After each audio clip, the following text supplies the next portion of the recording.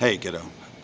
Just had something at work today that my coworker, we'll call him Max, but he had an incident yesterday that he was telling us that he was parking his scooter, and this guy was on his phone taking up one of the spots, and he said, "Hey, try to get the guy's attention." Guy didn't had his back to Max. Guy didn't turn around. Max yelled louder. I'll try to make this short. Actually, point being is the guy didn't move, even to the point where Max was like, "Hey, move," yelling, and the guy literally just like looked back at Max and just kept, stayed on his phone the whole time. Um, and Max kept going on about how this guy, and Max lost it, yelling and everything, and he's even with somebody who was have to be on a date with someone he didn't know very well, and he was going on about how this guy was acting and this and that and just describing, and I had to stop him. I'm like, hey, don't get me wrong, that guy would have really, made me, it would struggle to be, to stay in control, rule number one. But I told him, I go, this is not about him. This is entirely about you. These things are going to happen. Some of the sayings that I use to remind myself, but control what you can control. As it is said, most of life, 90% is things happening to you, and it's that 10% of how you respond, how you react. React again is more spontaneous, right? Whereas responding is taking a moment to see how are you going to handle this situation.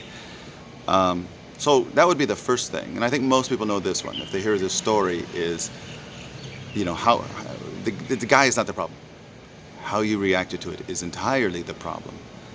But where I'm going to take it another step is, and I have found this in my own life, when you have one of those bad moments that you really, start spending the next couple of days thinking about it and reliving it and how you should have, reacted to it and such.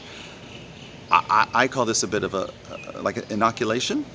For me, it happened that in my first year of waiting tables a long time ago, I had a table that really, it was the only table at the end of the night. It was a couple, and this guy is just running me ragged as towards closing time. Again, I was still fairly new, but when it was all done, I was in the back. They had left. Everything that could have gone wrong went wrong, and he jumped on every opportunity. But when I was in the back, I wasn't crying as in bawling, but I was sitting in the back so angry, and I remember tears just kind of coming down my face. But since that happened, after that, nothing ever bothered me the same. Nothing ever came close. And I had some horrible tables after that, obviously waiting tables and such for 10 years and bartending. Nothing ever bothered me as much. So I learned that you can have like what I call an inoculation, that something happens and it just doesn't affect you as much after that. And I told Max, I go, this happened, and you, obviously the way you describe it, you reacted very poorly, but you see that, and I hope it inoculates you to future ones, to future things. 'Cause this is going to happen again.